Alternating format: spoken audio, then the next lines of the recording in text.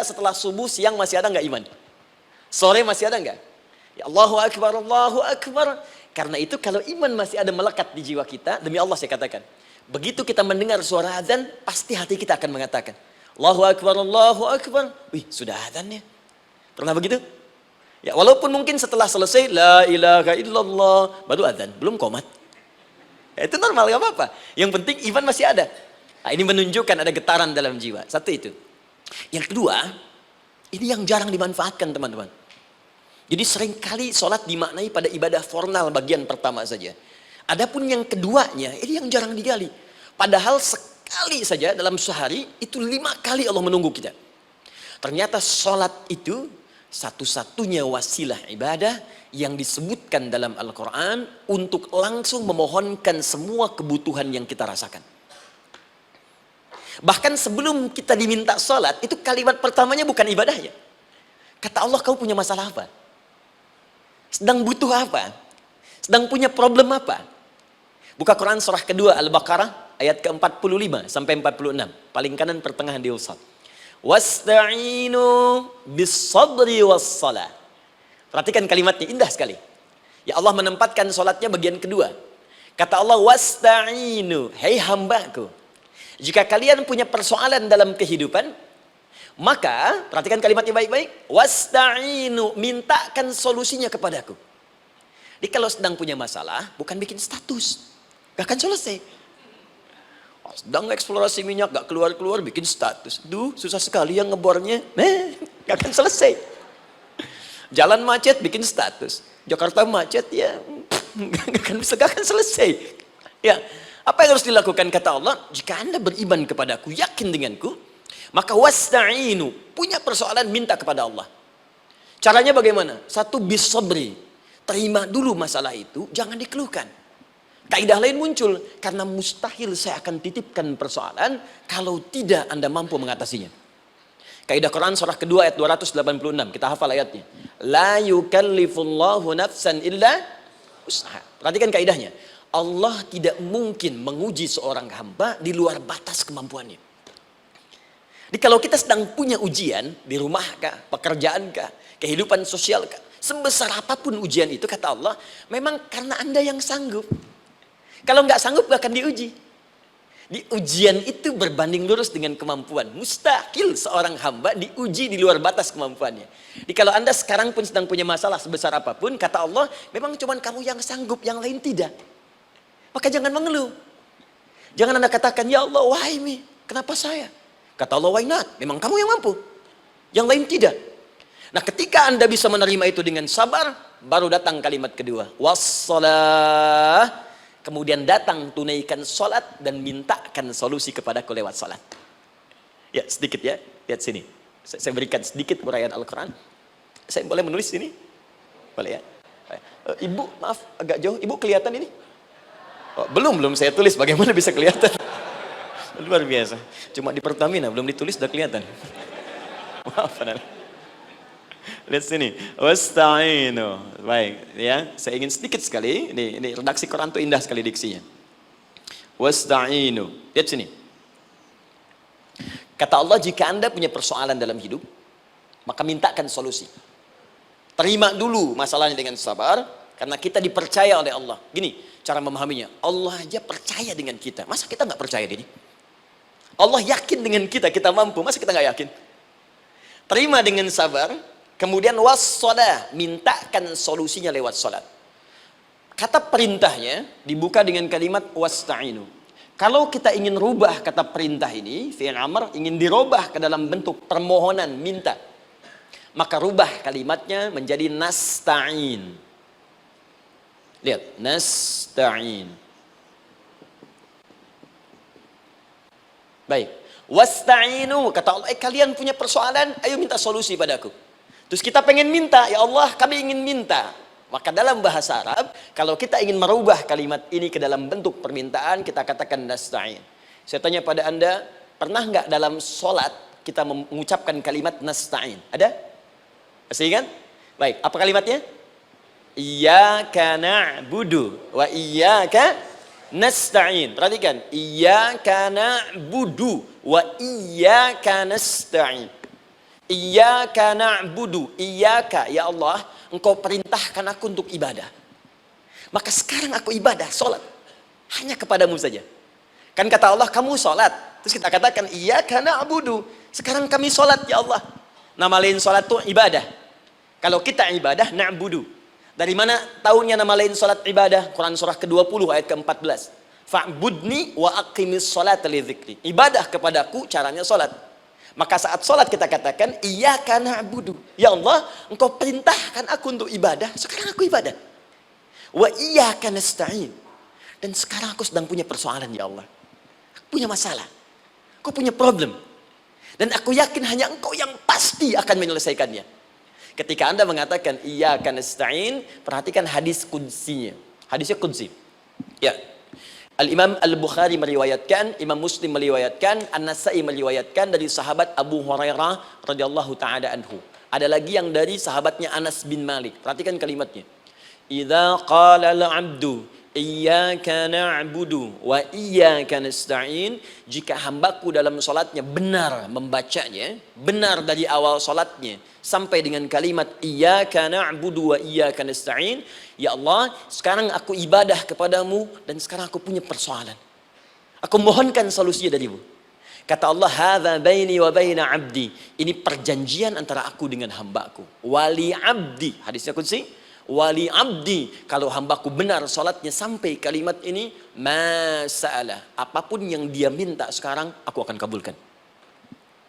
Aku akan kabulkan.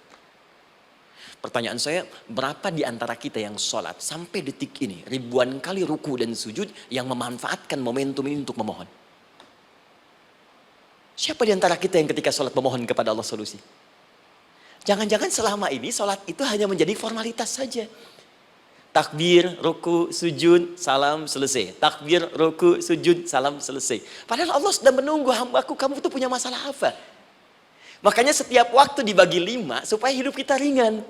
Subuh ke zuhur punya masalah, zuhur salat. Begitu kita mohon, tuntas masalah itu. Zuhur ke asar punya persoalan, asar salat. Dijawab oleh Allah, tuntas persoalan itu. Karena itu semua nabi dan rasul, bahkan orang soleh, ketika punya persoalan dalam hidupnya, even itu hanya menulis karya ilmiah, maka mereka akan memulai dengan sholat dan minta kepada Allah Subhanahu Wa Taala. Teman-teman kenal Nabi Zakaria? Bagus. Baik, di sana belum tulis, sudah kelihatan. Sini kenal Nabi Zakaria, alhamdulillah.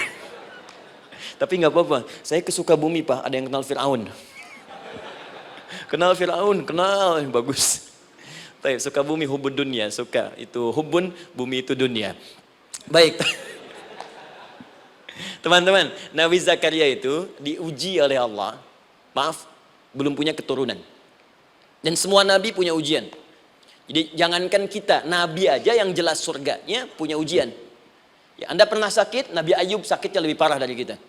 Ya, Anda di keluarga belum ada keturunan, Nabi Zakaria pernah lebih daripada kita. Sampai rambutnya memutih, fisiknya sudah letih, dan menurut medis, maaf sekali, istrinya divonis tidak mungkin punya keturunan, monofus dan mandul, mustahil. Secara klinis, gak mungkin. Secara medis, tidak mungkin. Maka Allah tunjukkan satu isyarat yang sangat luar biasa.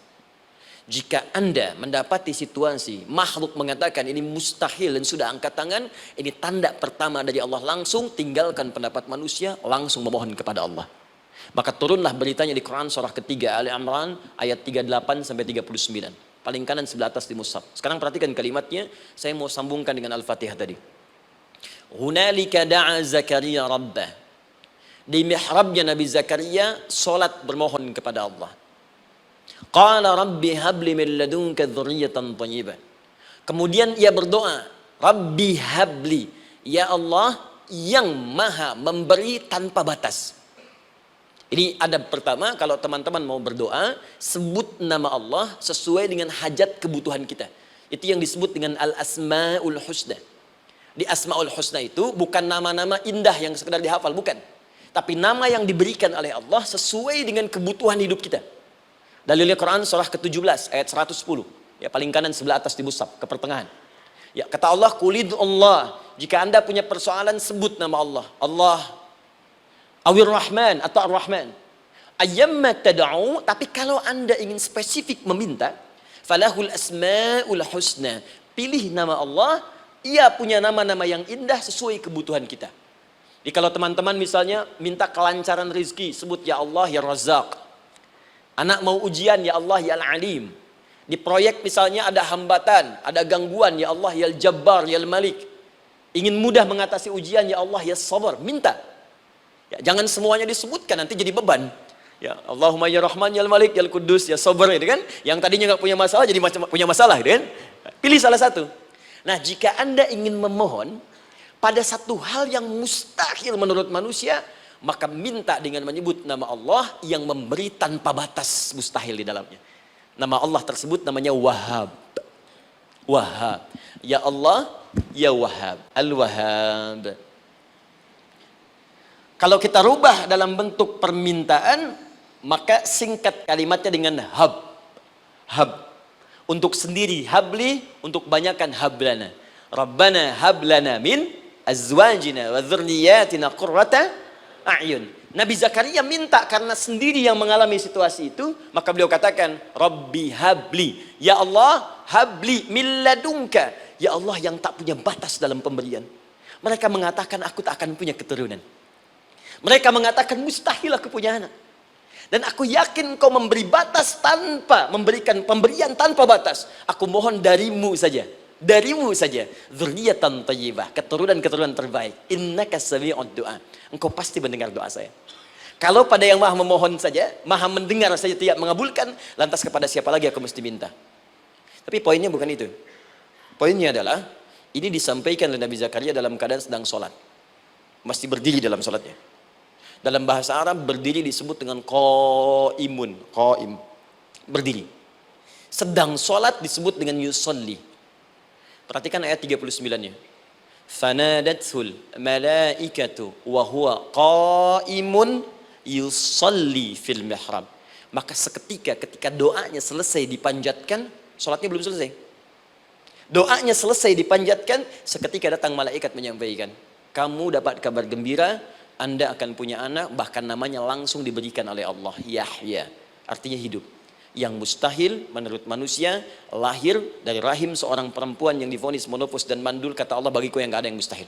Jadi dan hidup dia. Kapan itu terjadi? Masih sholat dan belum selesai dalam sholatnya, dalam keadaan berdiri.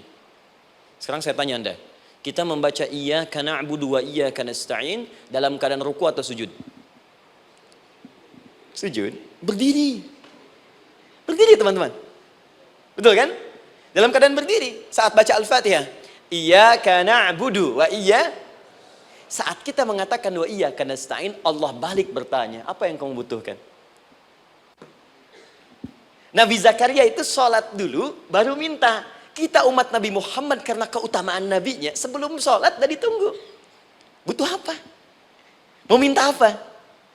Karena itu saya ingin katakan, ayo manfaatkan momentum sholat ini. Jangan sekedar kita kemudian tunaikan formalitas, tapi kita tidak mendapatkan keuntungannya. Ayo, semuanya. Dari mulai takbir sudah ada doa. Ruku ada doa. Bahkan sujud kita bisa perbanyak dalam bahasa hati kita untuk memohon kepada Allah Subhanahu Wa Taala. Jelas sampai di sini? Baik. Mudah-mudahan insya Allah doa kita dikabulkan oleh Allah Subhanahu Wa Taala. Ini baru mukaddimah, kita belum mulai. Ini pengantar. Tema kita hari ini tentang Al-Quran. Dan mudah-mudahan kita diberikan insya Allah kelancaran untuk bahasan kita. Dan topik ini insya Allah akan memberikan banyak manfaat dari apa yang kita kerjakan dalam keseharian kita. Saya mohon izin untuk melambatkan bacaan karena tadi hanya mengantarkan saja. Teman-teman, kenapa mesti Al-Quran? Apa esensi Al-Quran? Dan kenapa Al-Quran diwahyukan pada Nabi Muhammad SAW? Apakah khusus untuk sekedar dibaca? Atau ada satu nilai yang sangat penting yang justru itu mengandung nilai mukjizat yang paling dalam dari Al-Quran? Yuk kita mulai dengan Al-Quran surah kedua Al-Baqarah ayat ke-38, paling kanan sebelah atas. Disambungkan dengan Quran surah kedua ayat 185, paling kiri pertengahan di mushaf. Quran surah kedua ayat 38 dengan Quran surah kedua ayat 185. Saya mulai dari kisah Nabi Adam, saya pelan-pelan. Nabi Adam saat diciptakan oleh Allah,